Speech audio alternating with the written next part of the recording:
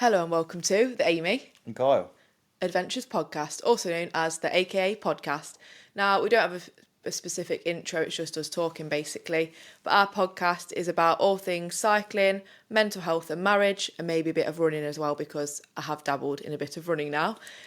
Sorry we didn't do a podcast last week. We are going to do these every 2 weeks because we've got busy lives. I mean, Kyle's yawning right now, to be honest with you. I did just have to move the microphone away from my mouth, so yeah, I'm a bit tired.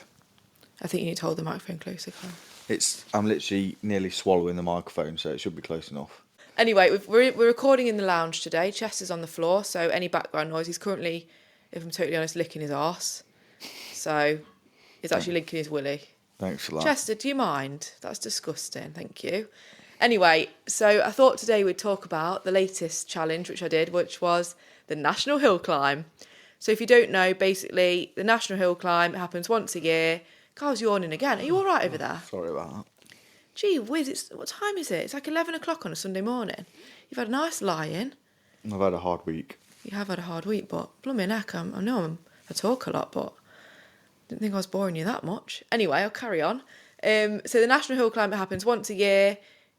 As the name says, it's a hill climb, and it's the Nationals. Now, me and my friend Laura, literally on the day the entries closed, she came round for a curry, and I said, Laura, do you fancy doing this? She said yes, and then we ended up in Hexham near Newcastle for the National Hill Climb. Now, I've never done a cycling time trial hill climb competition before. That was a long thing to say. I've done one hill climb before, but it didn't really count. It was on Boxing Day. It wasn't very serious. It was just a local club, and I wasn't very well, so I don't class it as a proper hill climb. I mean, even I did that one with mud guards on and everything. Yeah, it was just a bit of a joke. This was the Nationals. I mean, you've got people there that have been training all year for this. Serious mode.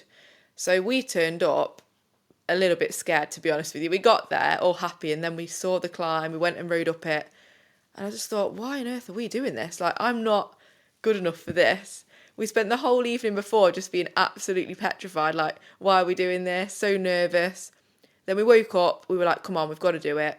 And it was absolutely great. Like, I absolutely loved it. The atmosphere is like no other. You get to the top of the climb and there's people in the road with like dressed up, like everything you can imagine, like wooden spoons with pans batting them. Someone was dressed as a chicken. Someone was randomly dressed as a parsnip.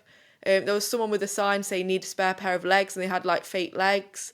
It was absolutely great. It felt like being what I imagined being a Tour de France rider would feel like at the top. Honestly, it's so close to you on the road, it did kind of feel like they were going to walk into you. I mean, there was no crowd control, but I'm happy about that. I was here for it. It was great. So me and my friend Laura have now made a pact that we're going to do the National Hill Climb every single year until we can no longer cycle. Obviously, unless, one of us is out the country or something happens, if it's a funeral that day and we can't make it. But unless there's any exceptional circumstances, we've pinked. We're doing it every year. And Kyle, you're doing it next year, aren't you? Yeah, I'm happy to do it next year. You've been roped into it. Although, going off what the rumours are, that's going to be a tough one. Yeah, the rumours are it's going to be in Matlock. On Bank Road. It's a very steep which climb. Is like 25%. Not my with no sort of let climb. up, really.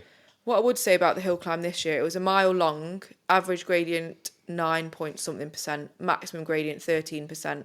Not really my sort of climb. I prefer a longer, steadier climb. So next year is going to be even worse for me because it's like, literally goes to like 25%. I went up it on Monday to have a go. And I was dying. I wasn't even putting any effort in and I was dying. To be honest, I think this climb next year is going to be tough for a lot of the top hill climbers as well. Yeah, because it's a real sprinter's climb. Yeah, it is. Yeah. But what I would say is if you've never done a hill climb before and you're nervous about it, just go for it because, yes, I was nervous before, but once the day came, I calmed down. And, like, I know a lot of people like crit racing and racing. That's not for me. I get too scared about crashing. I've tried it. No, thank you. It's not for me. The risk of crashing isn't worth it for me. Go for it if you can, but I'm not brave enough. But the hill climb, like, there's nothing really to worry about because you can cycle up the hill. You know that you're not going to crash and, there's no one there to crash into, so it's not risky. And realistically, it's not going to be that long. Yeah, and you just go up it as hard as you can. And yes, obviously you're racing against the times of other people, but it's not, like, I don't feel that pressured with it. I just had a time in mind that I wanted to get. And at the end of the day, if you come last, who cares? Apparently you get a prize for coming last anyway. You can only go as fast as you can go, can't you? Exactly. So I think, and we need more ladies on the start line. There was 66 women in it out of a total of 370 riders. So that's, not even half of the riders. I mean, it's still a good number for women. Yeah, it's a good number. But we need more next year. So come on, ladies, get yourself signed up. It'll be next October, I think, like it was this year. So I'll be there. I'll be there with my little cowbell, ring-a-ling-a-lingin, ding-a-ling-a-lingin. Carl's looking at me because literally I made him do this thing on Ruby yesterday, and I got a pan because I felt like a bit inspired by the hill climb, and I got a pan and a wooden spoon and I was dingling it in his ear, and he didn't like it. Yeah, it wasn't a very good idea. We did a 66-mile ride, and then Amy started telling me that I needed to do a TT on Ruby and go as hard as I could for potentially 20 minutes. I did video him. I did actually do it in 15 minutes and stuff.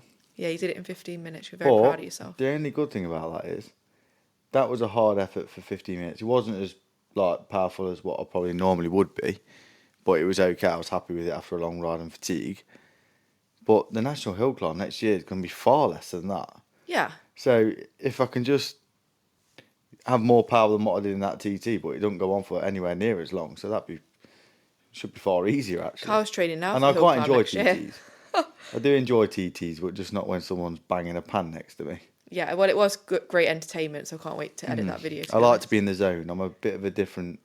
Yeah, he wasn't happy at me. I was looking at the video back, and I was like, I'll have to edit that out, because you did actually shout at me at one point. But I don't blame you, because I think when you say I shouted at you, I probably said, Amy, just stop. Yeah, I did have a pan quite close to his head. Anyway, Kyle's watched my YouTube of me going up the National Hill Climb. And if you've listened to this podcast before, you know that he likes to make a few bullet points about things randomly.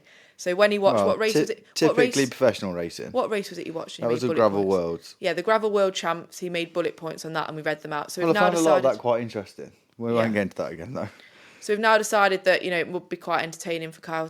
Kyle decided he wanted to make some bullet points about my hill climb performance. So off you go, Kyle. Can I read them out, actually? No, and you can explain them? No. Oh, come on. I want to read them and you can explain. You can, yeah, okay. Submissive. I just can't be doing with aggro. Right, are we ready? Because sometimes you make these bullet points and they don't make sense. So it's quite more funny. They make sense to me, but that's the whole point. Yeah, right then. So you've written 8 minutes or under. That's the target you were aiming for. Yeah. Which I thought was very relaxed, should I say. Well, if I'm totally honest, I said 8 minutes or under, but in my head I wanted 6 minutes or under. I know that because I know what you like. You always set yourself a really achievable effort to make you feel like you've still done okay if you finish in that time. No, it's because I don't want to say it out loud, because then if I say it out loud and I don't get it, then I feel like there's some extra pressure. Mm-hmm. Like when I did the 24-hour time trial this year, I did say out loud I wanted to do 400 miles. Anyway, and then I felt the pressure really bad. That's not a criticism. I know, but I'm just saying, I'm just explaining that when I say out loud, and I think lots of people have this as well, if you say a goal out loud, that's kind of like a goal that you might not be able to achieve in your head, you don't know if you can fully achieve, and then you say it out loud and you don't achieve it, I feel like then, when you're trying to do it, there's that extra pressure and there's that expectation. So for me, I like to say a little bit more. Well, do you know what I do when people ask me? I said I don't know. Yeah. I don't have a target. But then you do really? Well, no. You never have a target? When I did the 24-hour, yeah, I genuinely, in my head, I didn't have a target. Oh no, I've got to have a target. I'm going to see how I do.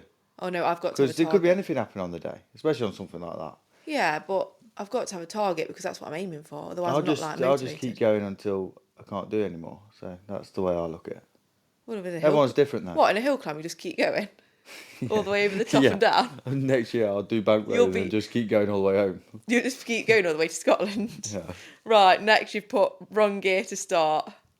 Yeah, so that's not your fault. Well, it kind of is. But I was in the little ring to start by accident. So you should have got yourself ready in the right gear.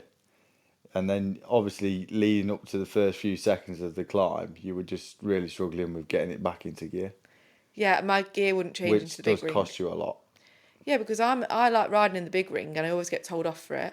So she likes riding in the big ring, but she started in the little ring. Yeah, but I don't know why I was in the blooming little ring. I was being held at the start, and then I looked down and I was in the little ring and I was like, oh, jeez. And then it was too late to change it because I was stood in a static position. So as soon as I tried to change gear and it wouldn't change, and then I was like, oh, yeah, could knock a few seconds off. Well, anyway, that's not The fact that it didn't change wasn't your fault. No, but it was my But fault. it cost you probably a few seconds. Yeah. Then you've put, oh, this is a good one. Pacing seemed consistent. Yeah, I thought your pacing was actually very good. Thanks for that. Looking at the video. Well, I wanted to save myself for the last bit. I think I need to go into more detail on your Strava and have a deep dive into the analytics. Yeah, can we just say Kylie's actually not a coach? He just likes to pretend he is. Yeah, but I'm a bit nerdy when it comes to stuff like this. Right. I do examine my own rides. You do. Honestly, when we get back from a ride, it's like you can't speak to him for the first 10 minutes because he's analysing the whole of Strava, looking at all his segments. The way I look at it is, if I'm doing a training ride, it's good to analyse it. Like, what I've noticed over the last 3 rides I've done is my RPM is literally exactly the same for the last 3 rides that I've done, which proves that is just my natural cadence. But there is things to be improved there. Well, I'm glad you look so into it. I don't even look. I get back from a ride and go in the shower. Right. Actually, no, I get back from a ride, then I'm like, oh, I just need to put a little post on Instagram, and then I go in the shower. Anyway, next you've put, use your body and get up and push. Hey. This Sounds a bit aggressive. Yeah, because I would have worded it differently when I was speaking it, but you've took my phone.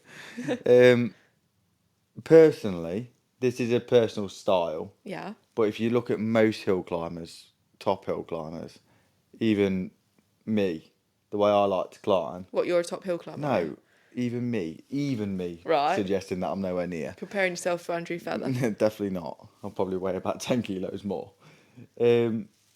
Is use your body weight. You always say quite seated and use raw power, pushing hard on the pedals, which is fine. That's not a criticism.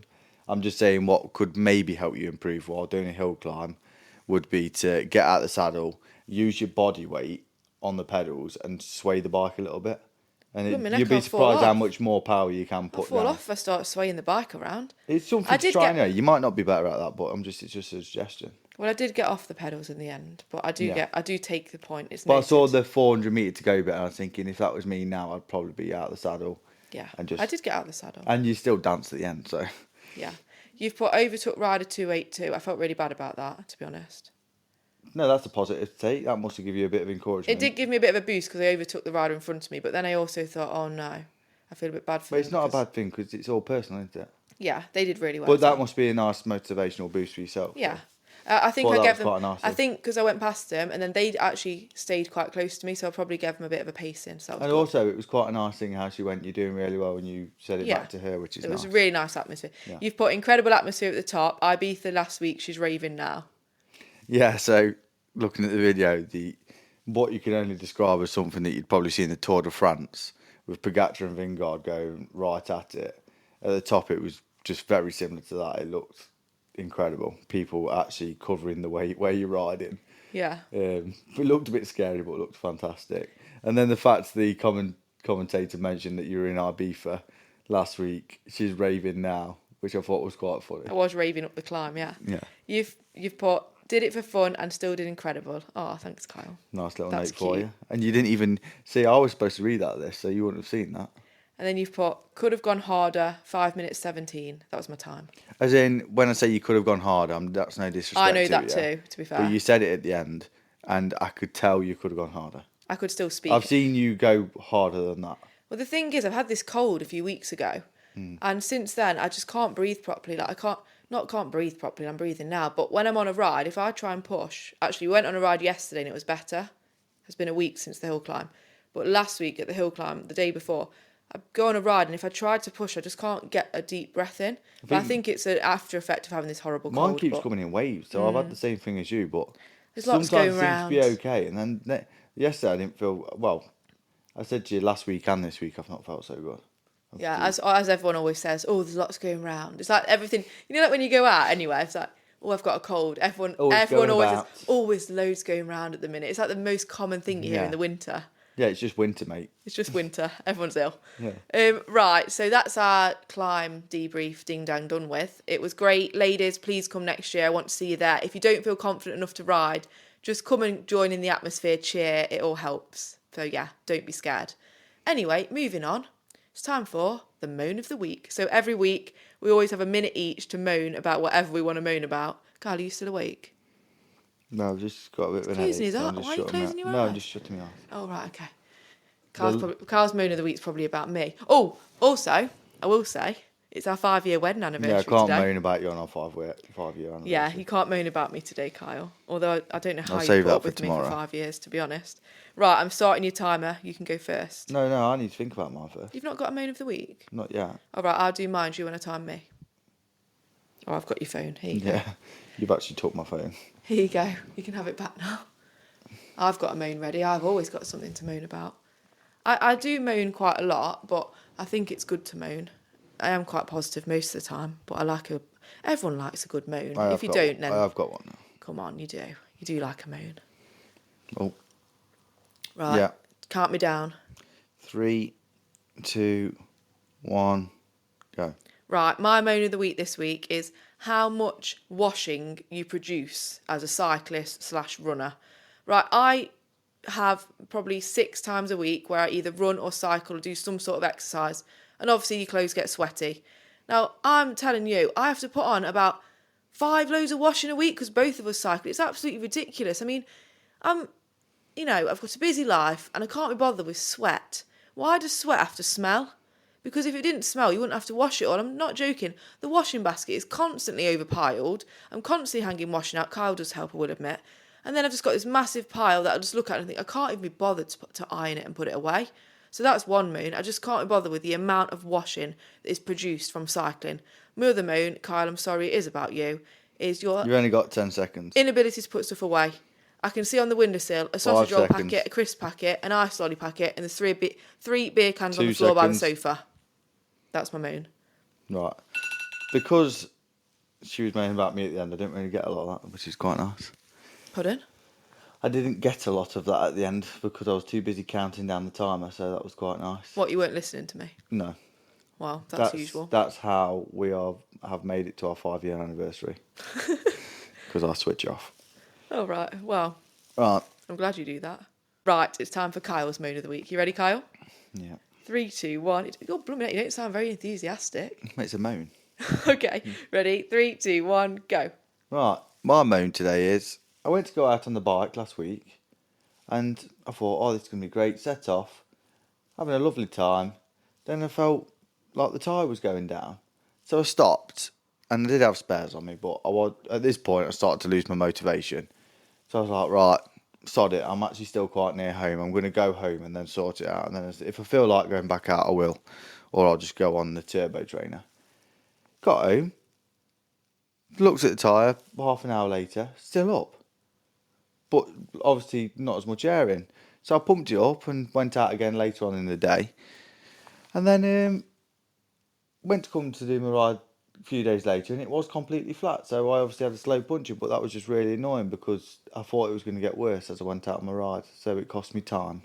So that is my moan. Right, well, you still got 10 seconds left. Have you got anything else? I don't need 10 seconds because I'm not a moaner. Oh, right, okay. That was a very gentle moan this week, Kyle, and it was No, it did annoy me more at of the a time. story. No, it did annoy me at the time though. A puncture. Yeah. What Yeah. I would like to question is, if you had all the spares with you and you got a puncture, why didn't you just fix it and carry on? Because I was near home. Right. So I thought it might as well just go home and do it rather than stand on the side of a path. But When I've got a trap pump at home and stuff. Right, so you said you come home, you fixed it, and then you were surprised it was still up. No, I didn't fix it. That's the point. Oh, I came home yeah, and then in my head I was like, right, I've lost too much time now. I'm probably going to go on the turbo trainer. yeah. And then later on in the day I came to it and then it was still up. Then I was like, I oh, thought it went down. no, that was a couple of days later. You what? If it's still up, why did you come back home? Because I could tell it was going flat. And you know when you Oh. start to feel it go flat, you think, So you imagined it going that's flat? it, it's done. You imagined it going flat. No, it did go slightly flatter. Oh, right, blooming But I heck. thought it was going to go down suddenly, but it didn't. Oh, So I came home and then put a little bit of air in it later in the day and went back out and it was fine. oh, geez. So basically, So I you lost should a have load of time, you basically. should have just put some air in it while you were on the ride, basically. Basically, I So you're shouldn't have moaning put at air. yourself. Yeah, it's a bit of a phantom puncture. Well, it wasn't a phantom because it was a slow puncture. But it was So your moan is that you didn't fix your puncture. ideally, in fact, you know I didn't fix it because yesterday morning before we went out, I had to fix it then. Yeah, you did. Because I came to it and it was actually completely Yeah, flat. we went on a ride yesterday and about to set off and Carl was like, oh, my tyre's flat. And then he says, no, I this was I Friday, think I did sorry. have a slow puncture last week and I didn't fix it. I was like, oh, great. But luckily we weren't late for the ride, were we? So it was all It only good. took me 5 minutes. Anyway, we'll move on to marriage. We've been married 5 years today, together for 8 years. Kyle, what's the key to a long-lasting love? Just do what I do and just ignore her. Hey! That usually does the trick. I do, I do talk a lot. So I'm quite glad that Kyle's... We're not opposite, are we? No, but as you can tell, she's usually got more moans than me. Yeah. I do. I will say, I am more of a moaner. No, actually, you're quite a moaner, Kyle. I'm not. To be honest. You just spent the whole dog walk moaning how tired you are. We went on a dog walk this morning. He was like, oh, because we're going on a ride today for our anniversary. And he goes, oh, can we just get the ride over with? I thought, blooming heck. And then he says, oh, I'm tired. I thought, No, gee whiz. I had to Lighten up a rephrase little. that. Yeah. Is not, can we... I said it wrong. I didn't mean like, can we get the ride done and We had a over bit of with? a tiff about it. I meant actually. to say, because I like to get up and do it early and get it, like, do it earlier in the morning and just go. Yeah. Because the more I linger around, the less I'm going to feel like going out. Yeah. Because when you're feeling tired, you don't really feel like going out later in the day. No. That's what I meant. But we did have a bit of that was our argument of the week. We had a bit of an argument this morning on the dog walk. Yes. Because I'm really excited to go on a night. We're going to a nice cafe. We're only doing 30 miles, just a nice easy ride. He's moping along. Oh, let's just get it over with. I thought, oh, that's lovely. That is 5 years married. Let's just get this ride over with. Not the so marriage, then I said, the ride. right, well, if you don't want to come, I'll just text my sister and I'll ride there on my own and meet her there. And then I didn't talk to you for like 5 minutes. Yeah, and then when we got home, she was like, yeah, if you want to come on the ride with me, it'd be really nice if you could. And I went, oh, I thought you didn't want me to come on the ride with you. And she went, I was only joking. Which obviously is the biggest backtrack in the world. I think the key to our marriage is that we do argue, but we can always laugh about it after. Like, we always have a laugh about it after. And I know that, like, obviously I've struggled, if you've read my book, buy my book if you've not. I'm only joking. But Finding happiness pedal by pedal. Yeah, Finding Happiness Pedal by Pedal, dedicated to Kyle. I have struggled a lot with my mental health and things like that. And Kyle's struggled as well at times, haven't you? Let's be honest. But we've always been there for each other through the hard times. And although we do argue, we do have tiffs. That's completely normal in marriage. We always can make up, and we never go to bed on an argument. We always have a laugh about it in the end. But I think one of the things we've definitely learned is that you have to give each other space sometimes. I know if I'm annoyed at Kyle and he keeps coming up to me, because you do sometimes, because Kyle doesn't like having arguments, obviously no one does. So he always wants to resolve it straight away. But I take a little bit of time to cool off. So if I've just had an argument and then he comes up to me like, oh, Amy, let's just forget about it. I can't forget about it within the first 10 minutes. Yeah, but at the same time, I'm very stubborn as well. Yeah, we're both quite stubborn. So I have to be like, Kyle, don't talk to me. Talk to me in 10 minutes and then I'll be fine. I just have to cool off. And I think we've kind of, when we first got together, when we were 5 years ago when we first got married, we used to be really bad at that. We used to have an argument and then we'd wind each other up even more because I'd want to be silent and not talk and Kyle would want to resolve it and then it would just make the argument even bigger. So we've definitely learned to respect each other's ways of working. So Kyle just leaves me now, don't you, for 10 minutes. And then if, for example, Kyle's quite stubborn, aren't you, Kyle? Yeah, the thing is, what does happen quite a bit now as well, though, is what I have learned is to give her a little bit of space and let her deal with it herself. Yeah. But because I'm so stubborn as well, sometimes she'll have her time to herself, cool down, and then she'll come back to me and then I'll just be really stubborn and be like, no. Yeah, because then you're annoyed that I've had cool off time. Then I'll be like, well, if you don't want to talk, we don't talk. Yeah, and then he won't talk. And he does I this really annoying thing because he's so stubborn. By my own admission, I am probably the most stubborn person. He'll just go silent. And so, say we've had an argument and then he's annoyed at me and then we want to resolve it. I'll try and resolve it and he just doesn't talk to me at all. He won't say a word. No, and then it's really annoying because I'm like, Kyle, why aren't you speaking to me? And he just completely ignores me. And that really winds me up. Bad. But I know it does. And he knows it does. So then I just get really wound up and then I'm like, Kyle, right, well, just speak to me. Just speak to me. He won't speak to me. And then I'm like, right. And then I don't know what to say because I can't get anything out of him. So then I normally end up just going for a dog walk on my own. And then I come back and then he's talking to me normal, nothing's happened. I win. No, I win. Yeah. No. But no, I think obviously we argue and we have our bickers and I obviously wear the bib shorts. We all know that. No, this is the thing. She likes to think she does. I know I do. Now you've probably all heard it that when I'm being stubborn, I win the Yeah. argument. Yeah, but I think realistically, like I know like people from the YouTube and stuff, we do have banter, but like realistically, we both respect each other so much, and I think that's how we work so well. Like we just have so much. I know we're a bit soppy now, but we have been married 5 years. We've been together 8. But blooming out, oh god, I'm getting mushy hearted. But like we do respect each other so much, and we have so much love for each other, and you know we're so lucky that we ride together because. When we got together, we didn't even ride. When we got married, we didn't even ride our bikes at all. Like, we got married, no bikes were owned. And it's weird to think of, but, like, when you do ride together, you go through the highs and the lows. Like, when we cycled home from Italy, like, you literally see each other at your most tired, your most disgusting looking. I mean, let's be honest, Kyle, you've seen me at my worst, like, sweaty, hair's a mess, absolutely stink. Get in the hotel room, take my bib shorts straight off, looking disgusting. And trust me, if you can see that and still be with her after 5 years, yeah, you know it must be good. Yeah, exactly. Because that's not a pretty sight, let me tell you. It's not. And I've seen you, Kyle, in some, let's just say, Poogate. We're not talking about that. Right, moving on. That could be in the next podcast. Yeah. Moving on. We will talk about it in the next podcast. I'm not typically an emotional person, really, am I? No. The next podcast, we're going to do a bit about Kyle, aren't we? We're going to do apparently get to know Kyle. I'm not a big fan of this, but apparently that's what we're doing. It's going to be respectful, though. I'll tell you the questions I'm going to ask first. Yeah. I have a bit of history, so don't want to dive too deep. You and me got a whole lot of history. Yeah. But so the next podcast we do, we're going to do a deep dive into Kyle. That sounds wrong. Not too deep. Not too deep. Oh god, that sounds wrong.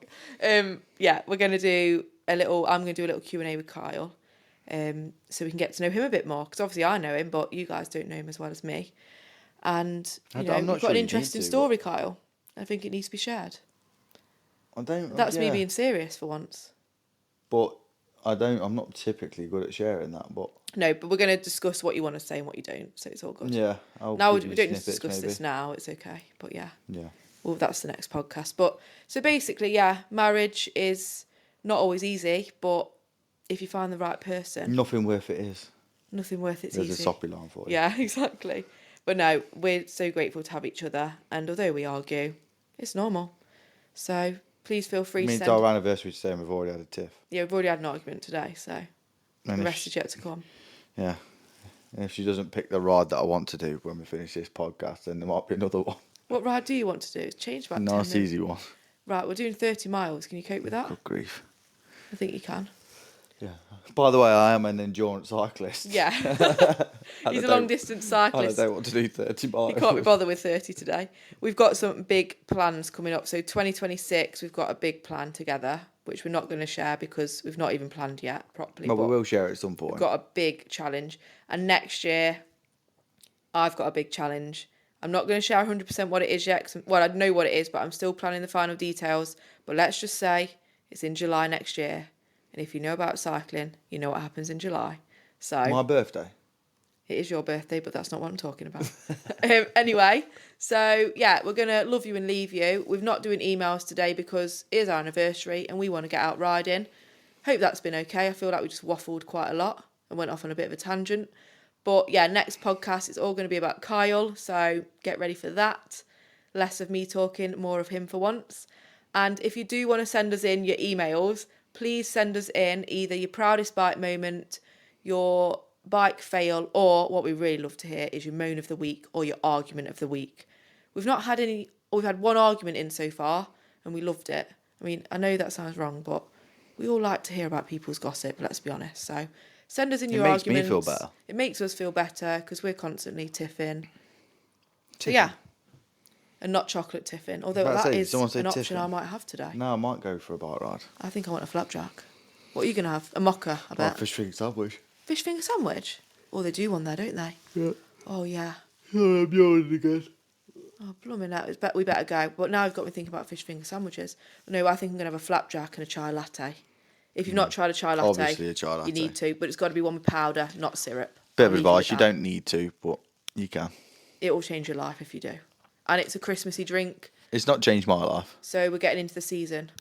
Yeah, because you like mockers. Mochas are rank. I like caffeine. I don't like tea or coffee because I'm a weirdo. So hot chocolate or chai latte is my only option. Anyway, we're going to stop waffling now because we'll be here all day. Thank you so much for listening. We really appreciate it. Send your emails in to akapodcast@outlook.com. Is that the right email, Kyle? I think so. It's in the show note description. Oh, show notes. I sound off posh. It's in the description on this podcast. The email is. So email us in. We'd love to hear from you. Thank you so much for watching. Ta-ta for now. TT to the FN. Oh, I mean listening. Sorry, I'm in YouTube mode. Thank you so much for listening. Goodbye. Goodbye. And Chester says bye too, but he's asleep on the rug.